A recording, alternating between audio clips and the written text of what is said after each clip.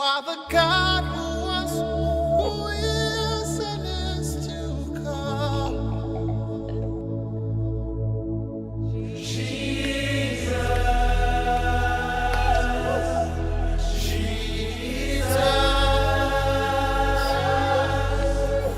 And in you I trust. My life is in your hands, Jesus. You are the miracle working God. And you are Yahweh. You are Yahweh. Gloire soit rendue à Dieu, notre Père, par notre Seigneur et Sauveur Jésus-Christ. Mesdames, Messieurs, que la grâce de Dieu vous soit accordée partout où vous êtes dans le monde.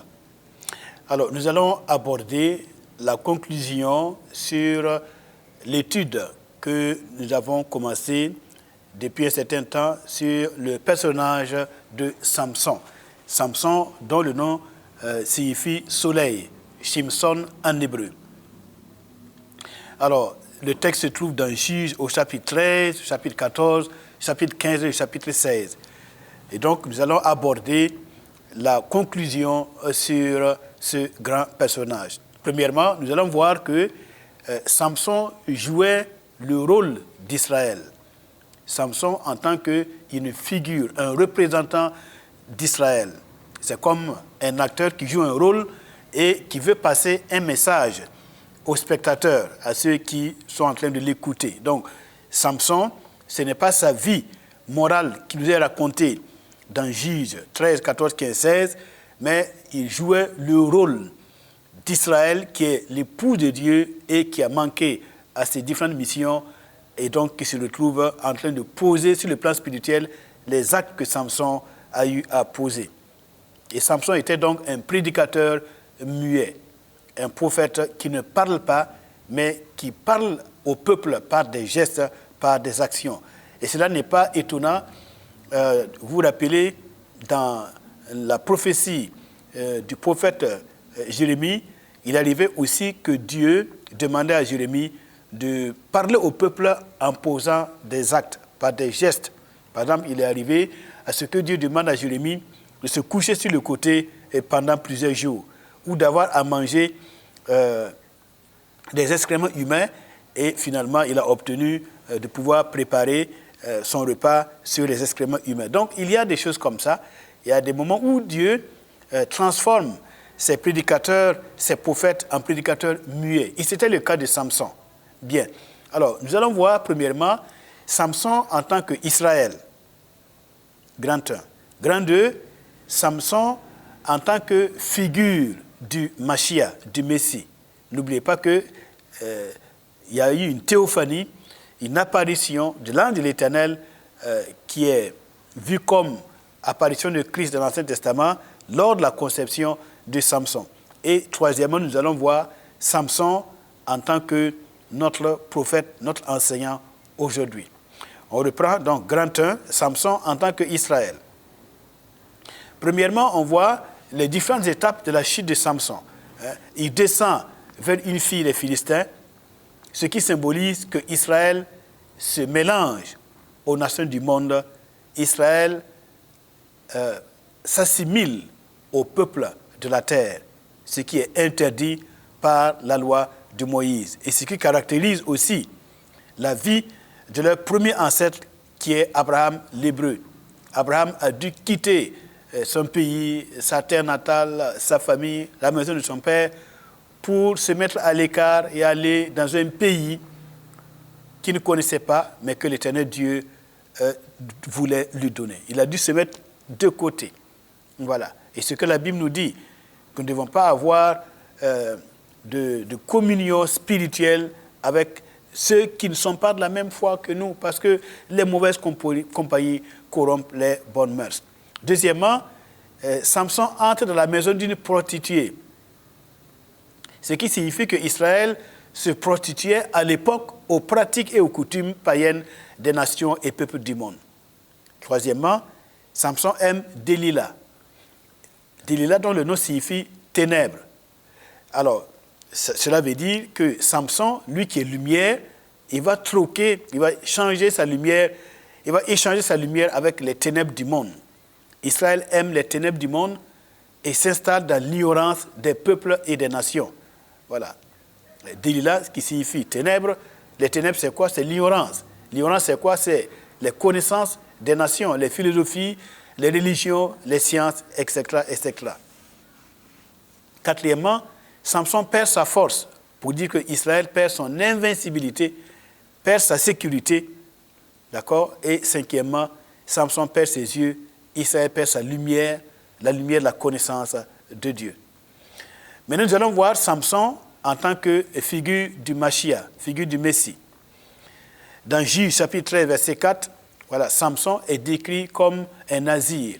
Voilà, quelqu'un qui pratique le naziréat, donc, et qui est rempli du Saint-Esprit dès le ventre de sa mère, et donc par conséquent, sa maman ne devrait pas boire de l'alcool, et lui, lorsqu'il deviendra grand, le rasoir ne devrait pas passer sur sa tête ni sur sa barbe.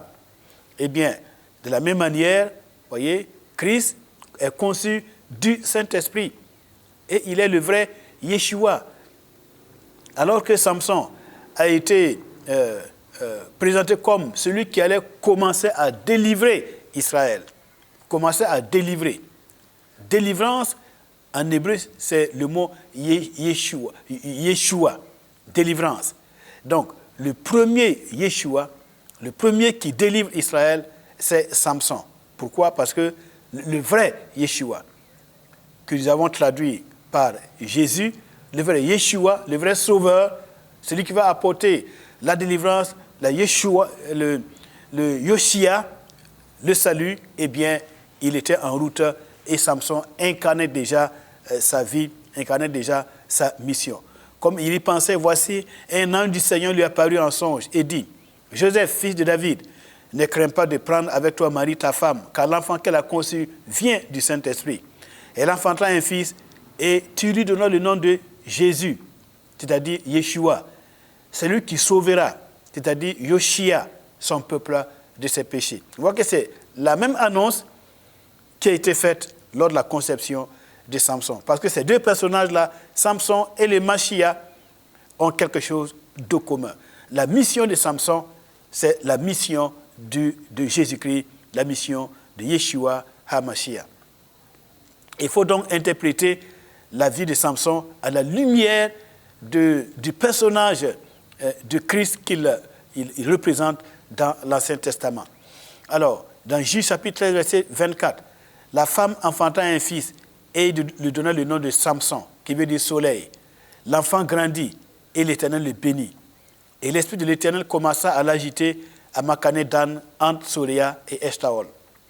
De la même manière, dans Luc 2, 32, il est écrit, lorsque Simeon reçut l'enfant dans ses bras, il dit, « Maintenant, Seigneur, tu peux laisser ton serviteur s'en aller en paix, car mes yeux ont vu ton salut, lumière pour éclairer les nations et gloire d'Israël, ton peuple. » Lumière, Samson, pour éclairer les nations et gloire d'Israël, ton peuple. Samson, lumière, Jésus-Christ, lumière.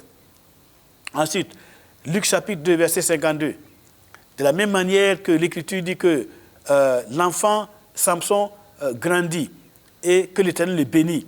De la même manière, il est écrit à propos du Seigneur Jésus, Luc 2, 52, « Et Jésus croissait en sagesse, en stature et en grâce devant Dieu et devant les hommes. » Luc chapitre 4, verset 1.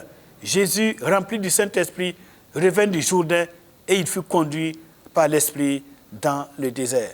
De la même manière, on voit dans Juge chapitre 14, verset 1, Samson qui descend à Timna et qui est conduit par l'Esprit, qui est habité par l'Esprit, qui est agité par l'Esprit, et il se rend à Timna, il est agité par l'Esprit entre Makane Dan et à Makane Dan entre Soréa et Eshtaol. De la même manière, on voit le Mashiach rempli du Saint-Esprit qui est conduit par l'Esprit dans le désert, le terrain de sa mission. Juge chapitre 14, verset 1, on a déjà dit ça. Philippiens 2, 6, lequel, agissant en forme de Dieu, n'a point regardé comme une proie arrachée d'être égal avec Dieu, mais s'est dépouillé lui-même, en prenant une forme de serviteur, en devenant semblable aux hommes. Alors Samson qui descend à Timna, en descendant à Timna, il s'éloigne de sa vie spirituelle, voilà, il s'éloigne de Dieu, voilà, donc il entre dans le monde de la même manière, on voit le Mashiach qui se dépouille lui-même, qui quitte le ciel et qui entre dans le monde de l'iniquité, dans notre monde. Alors, Juge chapitre 14, verset 4, son père et sa mère ne savaient pas que cela venait de l'Éternel, car Samson cherchait une occasion de dispute de la part des Philistins. En ce temps-là, les Philistins dominaient sur Israël. Samson descendit avec son père et sa mère à Timna. Lorsqu'ils arrivaient aux vignes de Timna, voici un jeune lion rugissant vint à sa rencontre. De la même manière, dans Luc chapitre 2, verset 49 à 51, il est dit, « Pourquoi me cherchez-vous? Ne savez-vous pas qu'il faut que je m'occupe des affaires de mon père ?» Pourquoi? Parce que son père et sa mère, le père et la mère du Seigneur, sont descendus, sont allés à Jérusalem avec lui, comme le père et la mère de Samson sont allés à Timna avec lui.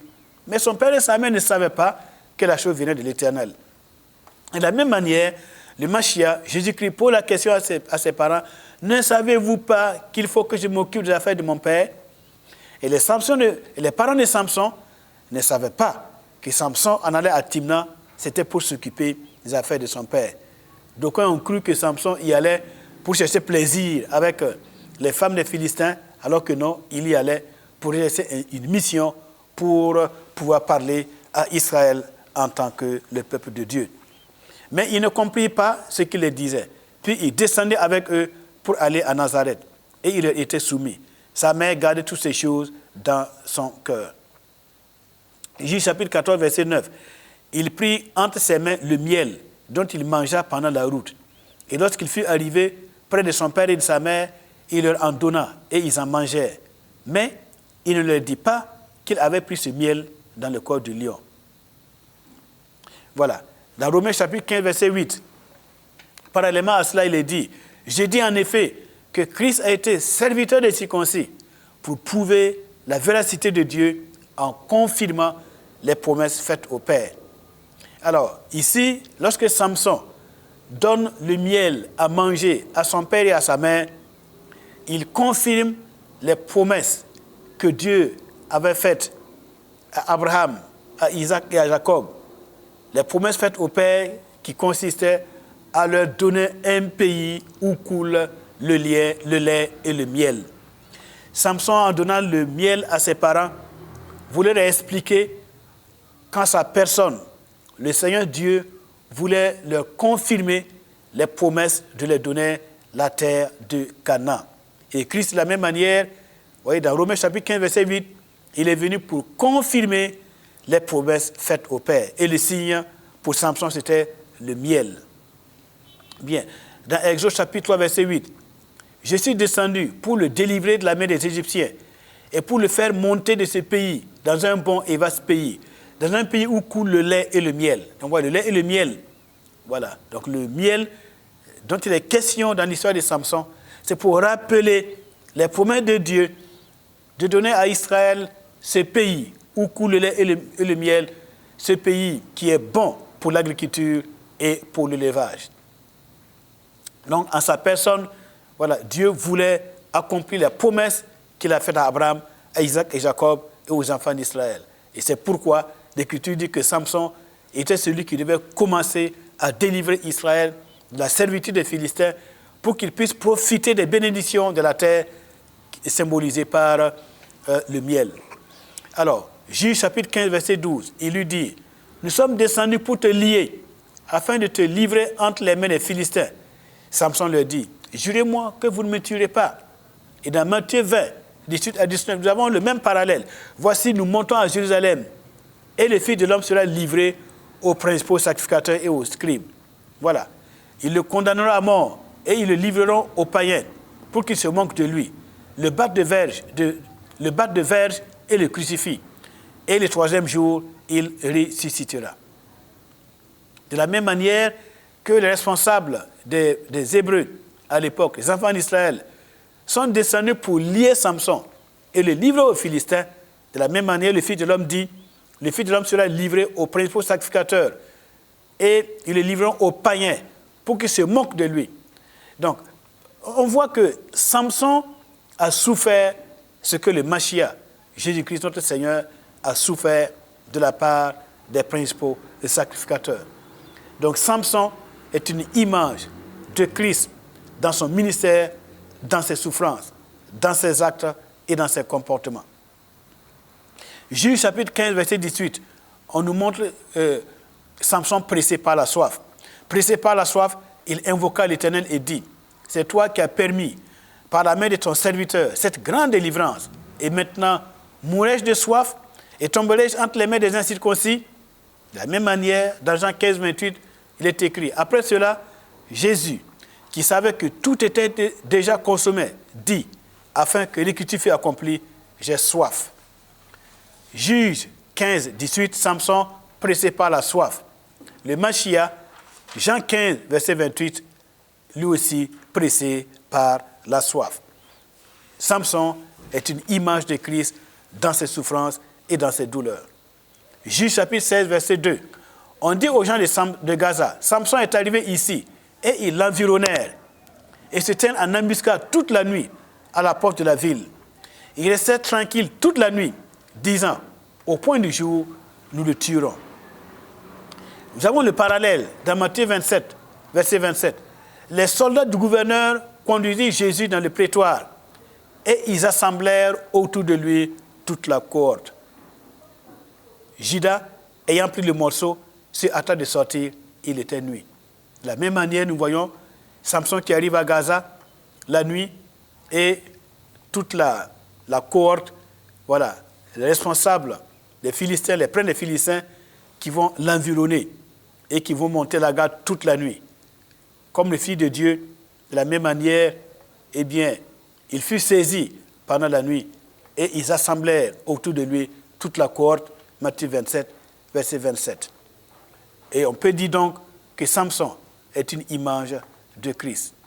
Dans Juge chapitre 16, verset 9, « Or, des gens se tenaient en embuscade chez elle, dans une chambre. » Et comme je le disais, lorsque nous lisons attentivement le texte, on se rend compte que ni avec sa femme à Timna, ni avec la prostituée, ni avec Delilah, Samson n'a eu aucune relation intime avec aucune de ses femmes.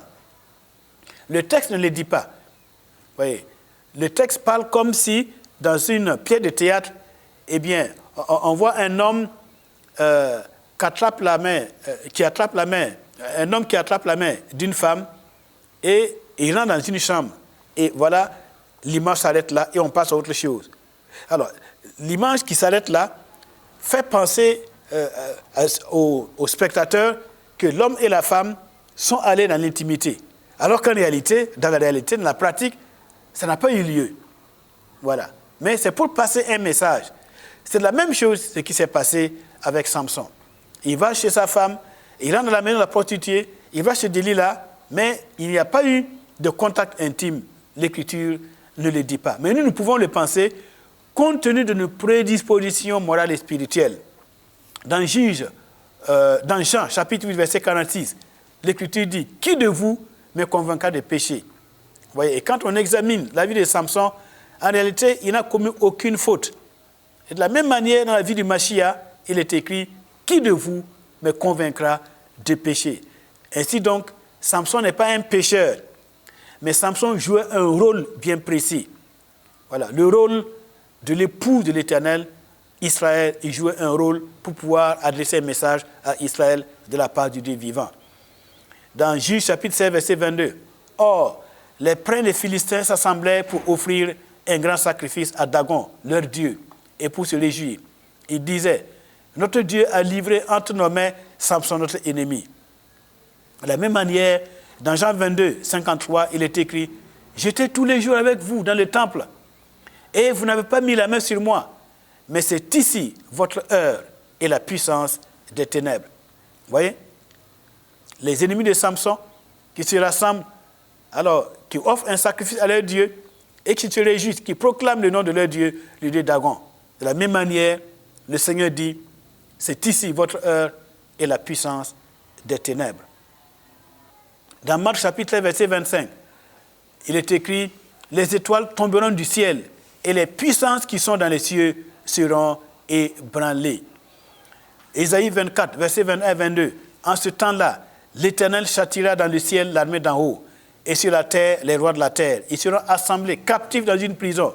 Ils seront enfermés dans des cachots, et après un grand nombre de jours, ils seront châtiés. De la même manière, on voit que la maison dans laquelle étaient les Philistins, il y avait 3000 personnes, et la maison était bondée d'hommes et de femmes. Et ces personnes-là, toutes ces personnes ont été englouties lorsque la maison s'est écroulée. Ça correspond à Isaïe 24, versets 21 et 22, l'Éternel qui châtie dans le ciel l'armée d'en haut. L'armée d'en haut, donc, c'est représenté par les princes des Philistins. Et en bas, les rois de la terre et toute cette population qui était en bas, voyez, et les princes qui étaient en haut. Ils étaient assemblés, captifs dans une prison. Ils étaient là dans la maison de leur dieu Dagon. Et c'est là que le châtiment du Seigneur a eu lieu. Et de même, les puissants des cieux seront rassemblés dans une prison, seront enfermés dans des cachots, et après un grand nombre de jours, ils seront châtiés. En ce qui concerne Samson, alors les Philistins et les 3000 personnes ont été châtiés le même jour. Mais en ce qui concerne les Machia, c'est après un grand nombre de jours qu'ils seront châtiés dans cette prison, dans ces cachots dans lesquels ils seront enfermés. Samson dit, Juge chapitre 16, verset 30, « Que je meure avec les Philistins. » Il se pencha fortement, et la maison tomba sur les princes et sur tout le peuple qui y était. Ceux qu'il fit périr à sa mort furent plus nombreux que ceux qu'il avait tués pendant sa vie. Et Hébreux chapitre 2, verset 14 à 16 nous dit, « Ainsi donc, puisque les enfants d'Israël, les enfants, participent au sang et à la chair, voyez, donc Samson comme le Christ, puisque Samson dit que je meurs avec les Philistins. Il a désiré mourir avec les Philistins pour anéantir celui qui a le pouvoir de la mort. Donc Christ y a également participé lui-même afin que par la mort, il anéantit celui qui a la puissance de la mort, c'est-à-dire le diable. Le diable symbolisé déjà par le jeune lion qui était dans les villes de Timna au début du ministère de Samson et qui délivra tous ceux qui, par crainte de la mort, étaient toute leur vie retenus dans la servitude. Car assurément, ce n'est pas à des anges qu'il vient en aide, mais c'est à la postérité d'Abraham. Donc on voit vraiment la similitude de la vie de Samson avec celle du Machia, le Seigneur Jésus-Christ. C'est pour ça que j'ai dit, Samson a été une image parfaite qui a illustré la vie, le ministère, les souffrances, la mort et la résurrection et la victoire du Fils de Dieu, Jésus-Christ, notre Seigneur. Alors, pour terminer, la vie de Samson, le prédicateur muet, est une illustration de notre vie. Dans Matthieu chapitre 5, verset 14, verset 20, pour voir cette dernière partie, Samson, notre prophète ou notre enseignant. Matthieu 5, 14 à 20, il est écrit « Vous êtes la lumière du monde. » Samson, vous êtes la lumière du monde. Samson signifie lumière. Donc vous êtes les Samson du monde. Une ville située sur une montagne ne peut être cachée. Il ne faut pas cacher notre lumière. Il ne faut pas s'assimiler avec les nations. Il ne faut pas descendre à Timna pour se marier avec une fille des Philistines. Il ne faut pas entrer dans le monde pour faire compromis avec le monde. Et on n'allume pas une lampe pour la mettre sous le boisseau, mais on la met sur le chandelier. Et elle éclaire tous ceux qui sont dans la maison.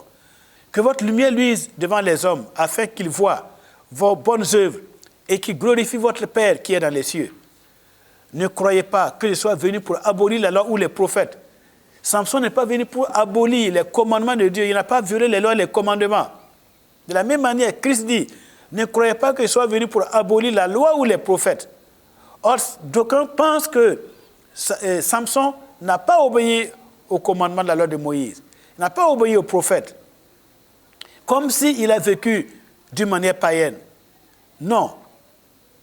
Je suis venu, non pour abolir, mais pour accomplir. Samson est venu accomplir les commandements. Il est venu accomplir la volonté du Seigneur. Car je vous l'ai dit en vérité, tant que le ciel et la terre ne passeront point, il ne disparaîtra pas de la loi un seul iota ou un seul trait de lettre jusqu'à ce que tout soit arrivé.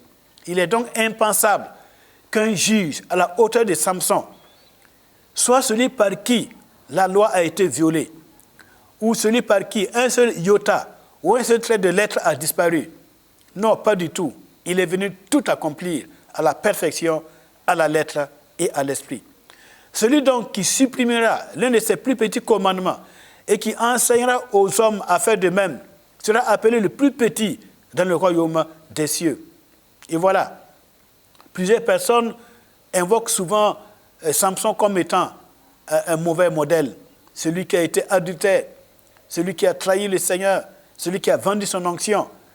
Et cela leur donne eux aussi des raisons de justifier pourquoi, au cours de leur ministère, au cours de leur vie, ils sont tombés dans les péchés, ils ont eu à flirter avec les prostituées. Vous voyez, ils se disent, mais si Samson a fait ça, pourquoi pas nous? Nous aussi, voilà, nous ne sommes pas plus forts que Samson. Et ils justifient leurs mauvais actes, ils justifient leurs péchés en faisant croire que Samson, lui aussi, il avait l'onction, mais il est tombé dans le mal. Non, Samson n'a commis aucune faute. Donc, il ne faut pas enseigner les hommes à supprimer l'un de ses plus petits commandements, sinon il est écrit, celui qui va supprimer l'un de ses plus petits commandements et qui va enseigner aux hommes à le faire, cet homme sera le plus petit dans le royaume des cieux. Donc, à bon entendeur, salut. Mais celui qui les observera et qui enseignera à les observer, celui-là sera grand, appelé grand dans le royaume des cieux. Car je vous le dis, si votre justice ne surpasse celle des scribes et des pharisiens, vous n'entrerez point dans le royaume des cieux. L'histoire de Samson, si elle est bien comprise, fait ressortir la sévérité de la justice de Dieu. La sévérité de Dieu envers son peuple. Les exigences de la justice de Dieu. Dieu exige que son peuple soit saint parmi les nations. Que son peuple n'adopte pas les coutumes, les pratiques et les idolâtries du monde ambiant. Tout ce qui a été écrit l'a été pour notre instruction. Ce n'est pas pour nous montrer comment le grand héros Samson a failli devant Dieu. Non, c'est pour nous montrer comment, eh bien, il a joué un rôle pour nous sensibiliser. Mais ce n'était pas sa vie. C'est pour nous montrer que, quoi que nous soyons devant Dieu, si nous brisons l'un de ses plus petits commandements, alors nous allons perdre nos privilèges, la protection, la sécurité, la lumière et la délivrance. Ainsi donc, l'histoire de Samson met à nu l'importance d'observer les plus petits commandements du royaume de Dieu. Que le Seigneur nous y aide afin que nous soyons disciplinés dans notre foi de chrétiens et que nous ne laissions tomber aucun de ces commandements.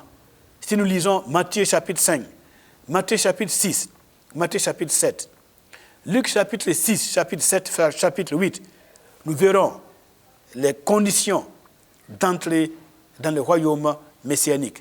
Conditions qui n'ont rien à voir avec les conditions du salut pour la vie éternelle.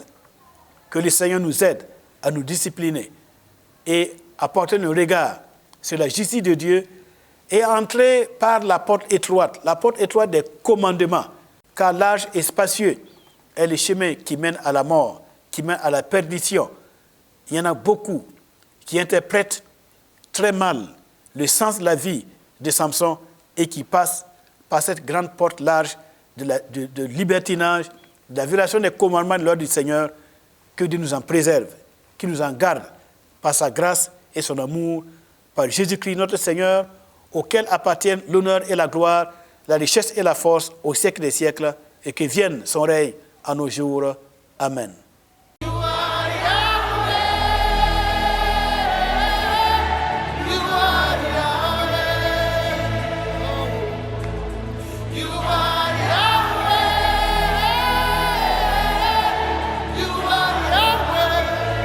Ha ha ha.